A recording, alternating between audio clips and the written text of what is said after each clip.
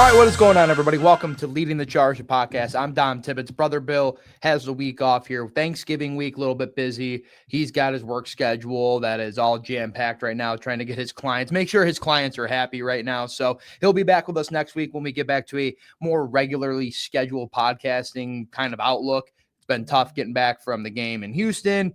Then this weekend, I was out of town. Bill was busy. So thanks for being patient with us. I appreciate everybody coming here. It's Tuesday when I'm recording this. The Brandin Cooks news has just dropped. The Shaq Lawson news dropped a little bit earlier. So I figured let's hop on here. Let's talk just a little kumbaya. How are we feeling a few days removed from the Texans game? The new pieces, more specifically Cooks, added to this roster.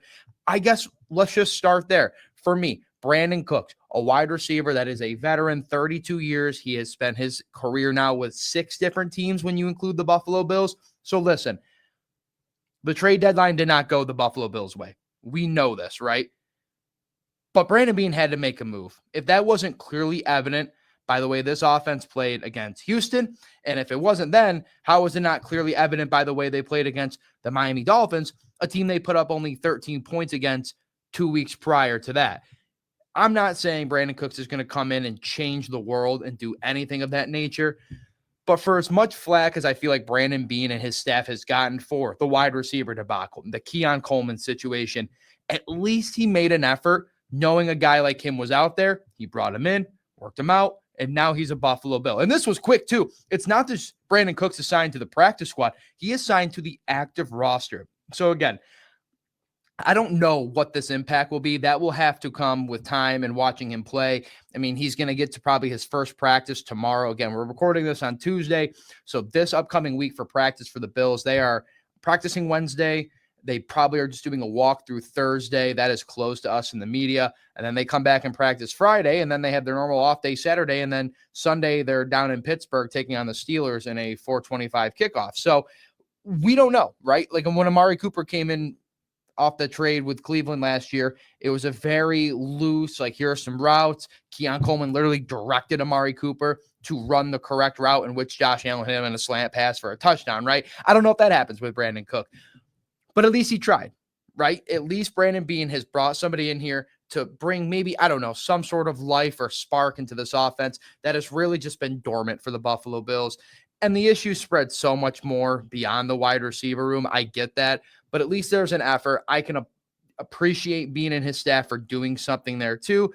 But let's just be honest though, too. There are many, many more problems that go way beyond Brandin Cooks, excuse me. Now that this is going to confuse the crap out of me. You have Cooks and Cook in the same offense. As Catherine Fitzgerald said, too many cooks in the kitchen. Was a great line. Shout out, Catherine, for that one. But yeah, going back to the main problems of this offense, I think that's my biggest takeaway when I think back to that Texans game on Thursday. 19 points, and 7 of those came from an extra point off of the Ray Davis touchdown. So yeah, 7 points there. Ray Davis had a kick return touchdown. I don't know why I said it so complicated like that. So really, the offense scored 12 points. That's not good enough against anybody, but let alone the Houston Texans. And I know they have a good defense. I know that defensive front was just a wrecking ball for Josh Allen, that offensive line. But that wasn't good enough, and that won't be good enough. And that is not the kind of offense or play that is going to win the Buffalo Bills games down the stretch that they need to make the playoffs, let alone win a Super Bowl. That is what's concerning, is that we are going into this Pittsburgh Steelers game, and we are wondering, wow, is this a must-win for the Buffalo Bills? Because they're 7-4 right now. They'll drop to 7-5. They could potentially be out of the playoff race if the season ended after Sunday if they lose to Pittsburgh. And that's not an easy game. Pittsburgh is a team that's gone back and forth. Some weeks they look like one of the better teams in the NFL, like they were going to run away with the AFC North when the Baltimore Ravens were having their early season struggles with Lamar Jackson being out. Some weeks the Steelers, they don't look good, though. Some weeks I'm like, what is this Steelers team? They're no better than the Cleveland Browns. Their defense has holes, and you can expose them. And again, that's another thing that's just gone back in the balance for the Steelers this year. I feel like is one week you feel like they have that Mike Tomlin signature ground and pound grinding defense. that can slow the ground game up, that can cause havoc, wreak havoc for opposing quarterbacks. Remember, you have TJ Watt. He's all pro for a reason. But then there's some weeks too, they can't stop a runny nose, which is something all the Bills know all too well here too, right? So that it's not a foregone conclusion the Bills go down to Pittsburgh like in years past and win. That's going to be a very good game. And if you are the Bills, it is a must win. 7-5 is a really tough place to put yourself in, knowing the rest of the games that you have left to play. You're going to have to go to Foxborough to take on the New England Patriots once again. That's not an easy game. You have the Cincinnati Bengals, knowing Joe Burrow will likely be into that game. And then also you have the Philadelphia Eagles, which is just, I get it's not a conference game there too. So it doesn't really affect you in the standings all that much, but that's still a tough game coming up here too. So as they look forward, it's a big game and they've got to find a way to do it. And I wondered to see just how much of this offense coming off the mini bye week has been able to take a look in the mirror. How much reflection has Joe Brady done as this offensive coordinator off this mini bye week and going, wow, Josh Allen got sacked 8 times.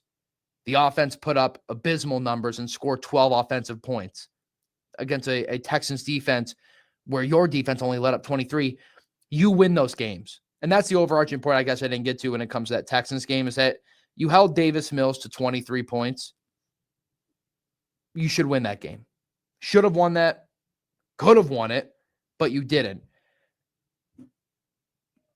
I wonder how much self-reflection Joe Brady and this offense has gotten to do. Sean McDermott has been fantastic off of bye weeks as the Bills head coach. Maybe this mini bye kind of sparks that as well. And maybe this is an opportunity where Sean McDermott has been able to do some self-reflection, look in the mirror, tell Joe maybe things have to change a little bit there too, trying a couple new different things that aren't totally going 360. Because that's the other thing too, folks. You have to remember, it's like, oh, throw everything in the fire, burn it. No, we are in week we're going into week 13, I believe, of the season here is what I'm looking at on the schedule. So, week 13. The offense just can't start from scratch. We're far past that point. So you're going to see those little bits and pieces of the offense that has given you some headaches, that has made you, Bills Mafia, probably curse at your TV, throw nachos and wings at it. You're going to see elements of that. But I'm curious to see how much creativity this offense gets off the mini bye week with that added self-time to kind of look and reassess where they are right now. I'm not saying there's going to be drastic changes, but there should be some sign of changes, right? It's evolution. It's football. And I remember Josh Allen and Joe Brady have always told us throughout the season that as the course of a regular season moves on, you're not going to see everything this offense has in store. They are going to strategically put more and more into the game plan, into the offense as the season goes on. For example, the 4th and 27 hook and ladder play was fantastic. That was arguably the best play of that Texans game. That's something, obviously, the situation calls for a drastic pickup. You need major yards in a dire situation like that was, 4th and 27. But that was a great play call. I'm not saying that Joe Brady's going to pull rabbits out of his hat for every single time you're going to see this on 1st and 2nd and 3rd down. But I would like to see some creativity. Because the one thing, and I'm not the first to say this, I'm not taking credit for it by any means. The one thing that the Bills offense feels like it's become is so predictable. Close your eyes. Ready? Be Joe Brady with me. In most cases here, folks, 1st down run to James Cook. 2nd down, we're going to try to do a play action pass. Ended up not working. It was incomplete, or it's a small dump off to Khalil Shakir. It's 3rd and 6. Then you're playing behind the sticks, trying to make something happen on 3rd down, and you just can't. Josh Allen doesn't have enough time in the pocket. The receivers aren't creating enough separation. Here we go, and we punt. Outside that first drive in that Texans game, I really am struggling to figure out where the lack of consistency came from that side of the ball. Because the other thing that I think does deserve praise was the defensive second half adjustments. I think 60 yards of total offense, and the net yards on that was pretty crazy too.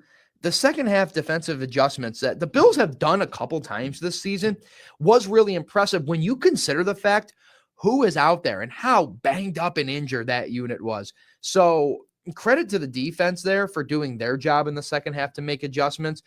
I hope that for their sake, that momentum carries on into Pittsburgh, but obviously they're dealing with some injuries there too. Max Hairston was in concussion protocol, so we really won't know where he stands right there until we talk to Sean McDermott on Wednesday for the first time. My guess is he'll be still probably in concussion protocol, and it'll come down to maybe a game time decision or very close to the wire as we get ready for Sunday in Pittsburgh. Terrell Bernard will be week to week, it sounds like, with that elbow injury he sustained, as is Spencer Brown, a shoulder injury. I mean, he was blocking with one arm in that game too. So not to scatter over to the other side of the ball, but the defense, they're banged up. Carrying on that momentum is a little bit tough. So they're going to have to rely on some guys. TJ Sanders has been playing on the end. They've moved him out of position. Now they're just letting him play a little bit defensive end, which great for the versatility. Second round guy, you would hope you can sprinkle him around there and have that element of versatility in your defense. But it's a tough ask of a rookie to play out of position, and knowing how important the position is and knowing what that position means to this defense and how they're able to affect opposing offenses in the way that we've seen at times. But let's be frank here, folks. We haven't seen this Bills pass rush have any sort of success. Davis Mills had a very quick throw to completion time. It was very fast, under 3 seconds. It might even been under 2.5 seconds at times. Davis Mills got the ball out of his hands quick is basically what I'm trying to say. There's an exact phrase for it, and quite frankly, I'm blanking on it right now. So pardon me there. But it does need to be better. And you don't know if Aaron Rodgers is going to play. You know, that's another injury we'll be tracking all week from the Steelers side. Is Aaron Rodgers going to be healthy or not? But that's a quarterback that is still able to dice up opposing defenses. He's done it to the Bills on some cases, and he hasn't, right? So we'll see. But the defense has to carry on that momentum despite their injuries. The offense has to find a way to do their job. And I think that starts up front with the offensive line taking a little bit of ownership. That's been a really good unit, so I don't want to bash them and drag them through the mud because they don't deserve it. That's a unit that allowed only 14 sacks all of last season, but they gave up 8. And I know some of those could be penciled on Josh for not trusting his pocket and kind of running into some, but they gave up more than half of the total amount of sacks they gave up last season in one game against the Texans on Thursday night. So I think it starts up front. The offensive line maybe comes in with a little bit of, I'll call it pissed off attitude. Ryan Vandermark will more than likely be stepping in at right tackle for Spencer Brown unless Tylen Grable steps in if they feel comfortable there. They announced the 21-day practice window for Tylen Grable had been opened as well, so he'll come off injured reserve. That's a little bit of nice depth piece. It feels like the vibe around Grable is that the guys really like him there, so we'll see how that kind of all shapes up this week. But yeah, maybe just a pissed off attitude from this offensive line that knows they have to be better. I think there's a lot of ownership in the past couple of weeks, especially from when we talked to Deion Dawkins in the locker room about, we got to do a better job of protecting Josh. Josh is our boy. There's a lot of love between them, obviously. That's to be expected, right, with this quarterback to offensive line relationship. So they feel the disappointment, and I can sincerely feel that and respect that, but talk is cheap, right? And I think any of them would tell you all the same things, that talk is cheap. You have to be able to go out and perform and do your job. Do your 111th so your quarterback can do his 111th and allow his receivers and his other offensive playmakers, his running back, to do their 111th as well. So it's going to be very interesting to see how this team responds because they need to. And they are in a position where it's not dire because this is not a situation where I feel like, they lose and they're eliminated from playoff contention. That's not it, right? The old phrase of like their backs are against the wall. I'm not really there yet. But this is a very, very important game. One of the most important, if not the most important game of the season to this point. I think I can very clearly say that, and I think I'm correct there. So, big game coming up for the Bills. A lot of questions to be answered. I really want to see this offense get creative, and I want to see the defense just, do a little bit more than keep their heads above water. They're going to need to. McDermott alluded to it after the game on Thursday night, and then alluded to it even Friday in his post-game press conferences the day after that he always does is, this is what you sign up for in the NFL. Games are going to be tough, guy. You're going to be exhausted. You're going to be banged up. That doesn't change. It's the NFL. So I'd be curious to see if his defense can also respond to that, what him and Bobby Babich draw up to alleviate some of the concerns there on that side of the ball and play more like we saw in that second half of the game against the Houston Texans. So I think more eyes, again, on the offense, but defense has to do their part as well. Before we wrap this up here, because I think everybody listening to me talk for more than like 15 minutes, 20 minutes or so would be a little egregious, if I can say that. But I will say, too, the Bills special teams unit, I want to give them a shout out. I was on Leading the Charge Monday night in studio. My normal Unsung Hero segment was a little different given the fact there weren't that many unsung heroes. The Bills lost, but I really liked Ray Davis's role in the special teams. It's great to just see them be able to make splash plays, a unit that has not done that at all, at least the time I've been covering the Buffalo Bills. So Ray Davis, the 97-yard kickoff return for a touchdown. McCole Hardman had that nice return the week prior. Tabor's got something scheming and crafting up there. Want to see that continue to develop more, because if you can win in that third aspect of the game as well, that alleviates a lot of the other concerns you might still have with an offense that's still trying to figure out where it is and who it is, its identity, and a defense that is also just trying to put these random puzzle pieces together, glue them into position, and complete something that is a final project. So just wanted to give a quick shout out to the special teams there as well. Okay, so Bills against the Steelers, that kicks off. I want to make sure I get the time exactly correct here. I believe that is 4:25 down in Pittsburgh. Buffalo 7-4, Pittsburgh 6-5. Pittsburgh, if the season ended today, would be I believe the 8 seed, so they'd be the first team out of the playoffs. Buffalo, the 7 seed, they'd be the final team in the playoffs, so they'd be traveling to Denver. The New England Patriots are the top seed. They end up winning their game, coming back to beat the Cincinnati Bengals Sunday. So they didn't do the Bills any favors. Bills got to win out and then hope that they get a couple breaks here and there to still contend for the division. But at this point, play for the wild card. Make sure you secure your playoff spot. I think that's the route they're going to have to take, because the rest of the schedule for them, a lot more demanding than it is for the New England Patriots. So 4:25, Bills in Pittsburgh taking on the Steelers. Matt Bove will be there. Bill and I will record a more normal podcast coming up the week after, but just wanted to check in with you guys. Appreciate you all for tuning in and listening always. Happy Thanksgiving. Quick PSA, green bean casserole is trash. Throw that in one as soon as you see your mom or your aunt make it. Tell them thank you for making it. Throw it in the trash. Save room for all the pumpkin pie and the apple pie and the desserts. I hope everybody loves turkey as much as I do. It's literally one of my favorite dishes. And I know it's so basic, but I love turkey and rolls, pumpkin pie, cornbread casserole is a new dish that's been introduced to my life. That's fantastic as well. So above all, and maybe my vulgar food takes you don't like, have a great Thanksgiving. Spend it with those you care about. And if you can't, have a great Thanksgiving anyways. Thanks for tuning in. This is Leading the Charge, the podcast. See you guys next time.